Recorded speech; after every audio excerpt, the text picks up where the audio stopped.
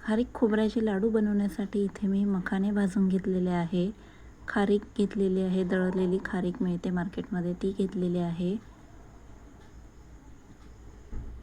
अशा पद्धतीने आपल्याला खारीक घ्यायची आहे। त्यानंतर इथे काजू, बदाम आणि डिंक घेतलेला आहे। खोबऱ्याचा कीस मिळतो मार्केटमध्ये रेडीमेड, तो कीस घेतलेला आहे आणि इथे डिंक मिक्सरमध्ये फिरवून घेणार आहे मी। सुरुवातीला आपण मखाने भाजून घेतलेले आहे, त्याची पण आपल्याला पावडर करून घ्यायची आहे। आता मी इथे या डिंकाची पावडर करून घेणार आहे। डिंक आपल्याला कच्चाच इथे वापरायचा आहे। कच्चा डिंक हा पौष्टिक असतो, त्यामुळे मी इथे डिंकाची पावडर करून घेतलेली आहे। तुम्हाला हवं तर तुम्ही डिंक तळून मग त्याची पावडर बनवून घेऊ शकता। मी इथे कच्चाच वापरलेला आहे। नमस्कार, मी स्वाती आर किचनमध्ये तुम्हा सर्वांचं खूप खूप मनापासून स्वागत। तर इथे मी काजूची पावडर बनवून घेत आहे आधी। हे बघा, इथे काजू आणि बदाम दोन्ही याची मी पावडर करून घेतलेली आहे। त्यानंतर इथे ही डिंकाची पावडर आहे आणि इकडे गूळ घेतलेला आहे। आता इथे माझी ही खारीक, खोबरं आणि मखाने याची पावडर बनवून घेतलेली आहे। तर आता आपल्याला इथे थोडंसं गूळ सगळं मिक्स होण्यासाठी आपल्याला थोडंसं खारीकमध्ये 2 चमचे खारीक आणि 1 चमच्यासारखा मी गुळाची पावडर घेतलेली आहे। तर हे याचं छान मिक्स करून घ्यायचं आहे। त्यामुळे काय होईल की आपलं खारीक, खोबरं हे छान गूळ ह्या सगळ्या याच्यामध्ये मिक्स होईल।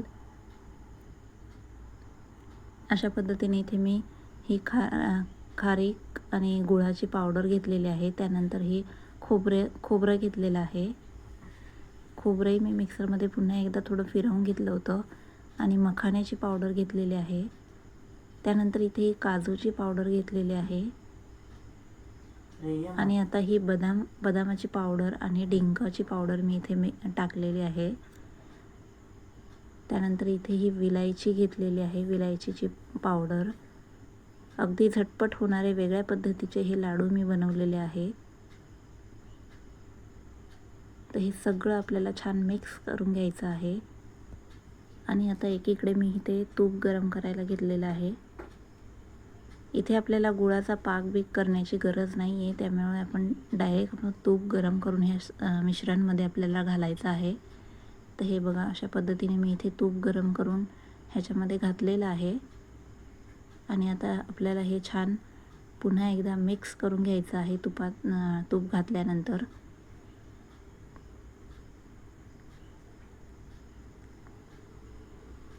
तर इथे हे छान मिक्स करून झालेलं आहे आणि आता आपण लाडू वळायला घेऊया। अशा पद्धतीने आपल्याला छोटे छोटे लाडू बनवून घ्यायचे आहे। हे बघा, अशा पद्धतीने आता हे सर्व लाडू मी बनवून घेते आणि मग तुम्हाला दाखवते।